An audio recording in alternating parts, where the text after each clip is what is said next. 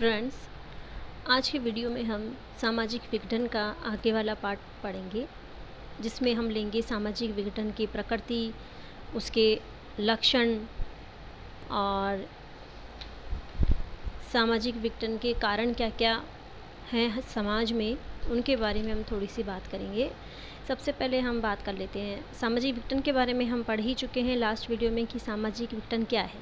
सामाजिक विघटन एक ऐसी प्रोसेस है, एक ऐसी प्रक्रिया है जिसके अंदर समूह या समाज के लोगों के आपसी संबंध जो है टूटने लगते हैं और उनके व्यवहार को नियंत्रित करने वाले जो आदर्श हैं, जो सामाजिक नियम हैं, उनका प्रभाव क्या है, उन पर ढीला होने लगता है। तो इसके फलस्वरूप जो सामाजिक संरचना है उसका स्वरूप क्या है, बिगड़ जाता है। तो उस कंडीशन में जब समाज के सामाजिक संगठन को चोट पहुंचती है तो उस स्थिति को हम सामाजिक विघटन की स्थिति कहते हैं।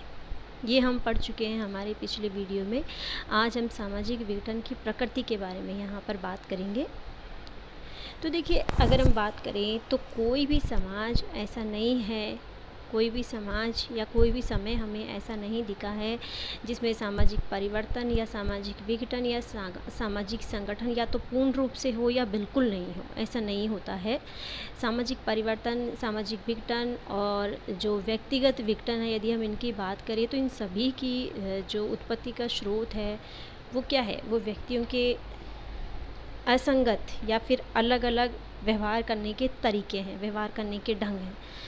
जो अगर हम बात करें तो सरल समाज थे, यानी कि पुराने समय की हम बात करें तो उसमें व्यक्तियों के व्यवहारों में जो है भिन्नता बहुत कम थी। उसमें क्या था, सामाजिक एकता अधिक थी। लेकिन अगर प्रेजेंट में हम बात करें, जिसे हम जटिल समाज की संज्ञा दे सकते हैं, तो हर व्यक्ति के व्यवहार में काफ़ी भिन्नता है और जब व्यक्तिगत व्यवहार में भिन्नता दिखती है तो वो सामाजिक रूप से भी हमें दिखाई देती है और अंत में क्या होता है, सामाजिक विघटन का स्वरूप हमें समाज में देखने को मिलता है ना। और इस सब से क्या होता है, सामाजिक व्यवस्था में एक विघटन उत्पन्न होता है, जिससे क्या होगा, सामाजिक परिवर्तन होगा, जिसके फलस्वरूप सामाजिक संस्थाएं और उनके बीच जो अंतर संबंध है, उनके बीच हम जिस प्रकारात्मक संबंध की बात करते हैं, उन सब में जो है अस्त व्यस्तता उत्पन्न हो जाती है। ठीक है।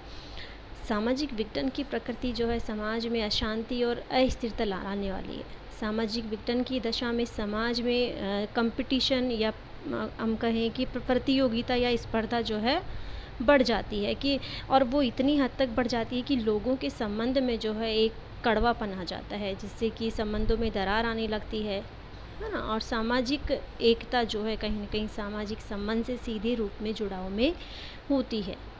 लोगों की जो भूमिकाएं हैं, इनमें जो है महत्वपूर्ण परिवर्तन होने लगते हैं। तो समाज में परिवर्तन होता है और विघटन हमें दिखाई ही देने लगता है और कई बार इतना अधिक बढ़ जाता है कि हमें जो है हिंसक परिणाम भी इसके देखने को मिलते हैं। ठीक है। तो इस तरह से कुल मिलाकर सामाजिक विघटन समाज में अव्यवस्था का परिचायक होता है। सामाजिक विघटन के अधिक तेज हो जाने पर एक नई सामाजिक व्यवस्था की स्थापना की प्रवृत्ति को जो है बल मिलता है, जैसे एक आंदोलन हो गया, जैसे क्रांति हो गया। ये किसके फलस्वरूप होते हैं, जब समाज में सामाजिक एकता में कमी होने लगती है, यानी कि समाज में सामाजिक विघटन बढ़ने लगता है, तो क्या होगा, क्रांति होगी, आंदोलन होगा और उसके फलस्वरूप क्या होगा, पुरानी व्यवस्था जो समाज की थी वो हटकर उसकी जगह कोई नई व्यवस्था निश्चित रूप से आ जाती है, यानी कि समाज में परिवर्तन हो जाता है। ठीक है। और उस कंडीशन में व्यक्ति को, जो समाज के लोग हैं, उनको जो है नई सामाजिक व्यवस्था के अनुरूप अपने व्यवहार को ढालना पड़ता है। ठीक है। अब हम बात करते हैं सामाजिक विघटन के लक्षण की। तो जब समाज में एकता का अभाव होता है, विभिन्न लोगों के जो सोचने के तरीके हैं उनमें एक अलगपन होता है, मत उनके अलग अलग हो जाते हैं, तो समाज में जो है सामाजिक विघटन की स्थिति आती है। सभी लोग जो है अपने अपने दृष्टिकोण से सोचने लगते हैं, उन पर उनके व्यक्तिगत विचार जो है हावी हो जाते हैं, जबकि वो सामाजिक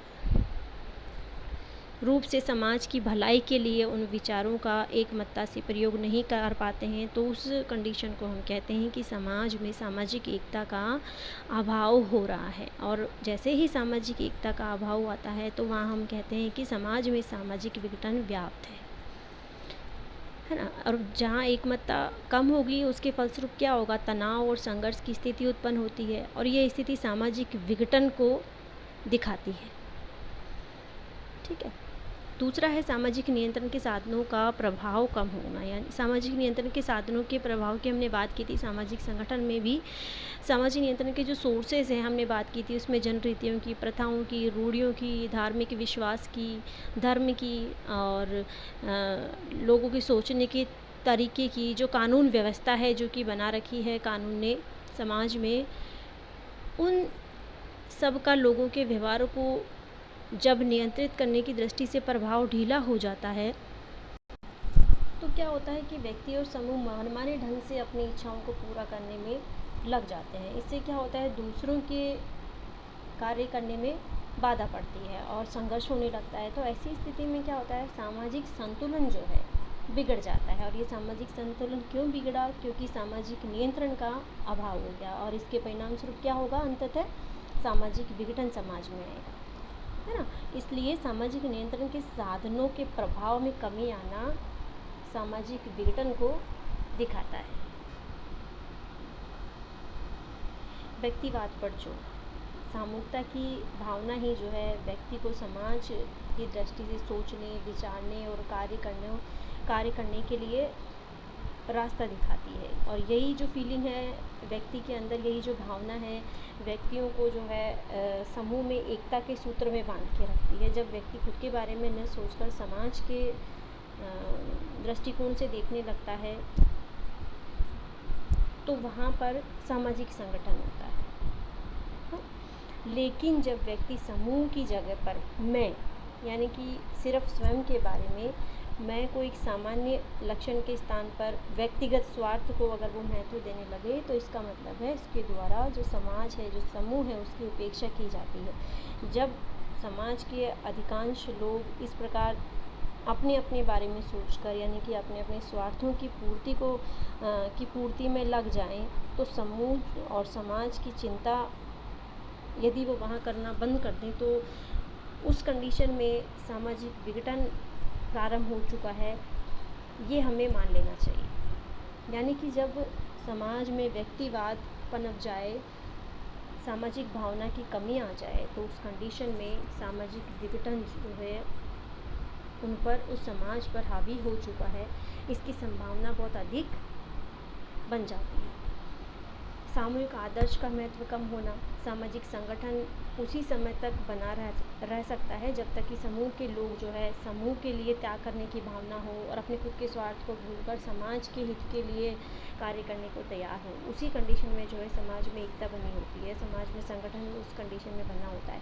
जब व्यक्ति सामूहिक जो कार्य है, सामूहिक जो आदर्श है, उनकी चिंता नहीं करता है और व्यक्तिगत स्वार्थ को ही सब कुछ मान लेता है, उसका मैं उस पर जब भारी होने लगता है तो वहाँ क्या होगा, सामाजिक हित के कार्य होना अपने आप ही बंद हो जाएगा और उस कंडीशन में सामाजिक विघटन की स्थिति उत्पन्न हो जाती है। रूढ़ियों और संस्थाओं का संघर्ष।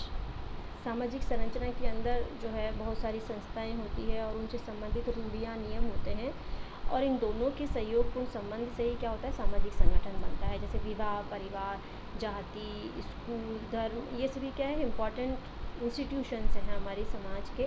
और जब सामाजिक संस्थाएं सामाजिक परिवर्तन के कारण जो है बदल जाती है, लेकिन उनसे संबंधित रूढ़ियाँ जो की तो बनी रहती है, तो इन दोनों में जो है क्या होता है, संघर्ष की स्थिति उत्पन्न हो जाती है और इस कंडीशन में क्या होगा, सामाजिक विघटन आएगा। ठीक है। कार्यों का एक समिति से दूसरी को हस्तांतरण। मनुष्यों की आवश्यकता की पूर्ति के लिए बहुत सारे समूह हैं, बहुत सारी कमेटियां हैं जो बनाए गए हैं। इनमें से हर एक कमेटी की सामाजिक संरचना एक सामाजिक संरचना होती है, उसके निश्चित कार्य होते हैं। लेकिन जब कोई कमेटी अपना कार्य न करके अपना कार्य किसी और पर डाल दे रही है, अपने नियत कार्यों को नहीं कर रही है और किसी अन्य समिति के कार्यों में हस्तक्षेप करती है, तो उससे क्या होगा, सामाजिक संगठन के बिल्कुल विपरीत स्थिति उत्पन्न हो जाएगी कि वो स्वयं का कार्य नहीं करके किसी और के कार्य में अपना हस्तक्षेप कर रही है। ना तो वो स्वयं का ढंग से कर रही है और ना किसी को करने दे रही है। तो उस कंडीशन में क्या होगा, सामाजिक विघटन की स्थिति उत्पन्न हो जाएगी। परिस्थिति और भूमिका की अनिश्चितता।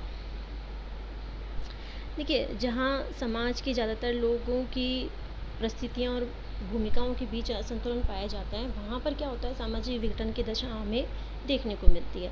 आज अधिकतर पढ़ी लिखी महिलाओं की स्थिति, अगर उसकी परिस्थिति और रोल में हम उसके रोल की बात करें तो उसमें संतुलन का अभाव है ना। वो क्यों है, क्योंकि वो एक हाउसवाइफ के रूप में घर में काम करती है और एक वर्किंग वूमन के रूप में ऑफिस में काम करती है ना।